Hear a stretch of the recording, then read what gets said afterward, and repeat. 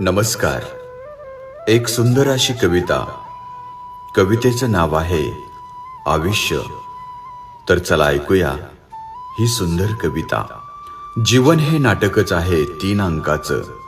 नशिबी येते पात्र राजा किंवा रंकाचं. सकाळ, दुपार आणि रात्री अशा 3 वेळी घंटा वाजतात. बाल, तारुण्य आणि वार्धक्य तशा 3 सावल्या असतात. माणसाच्या आयुष्यात जसे चांगली वाईट लोक येतात, रंगमंचावर त्यांची जागा अनेक पात्र घेतात. जसा नाटकाचा खेळ संपताच पडदा खाली पडतो, तसा डोळ्याचा पडदा पडल्यावर आयुष्याचा हा खेळ संपतो.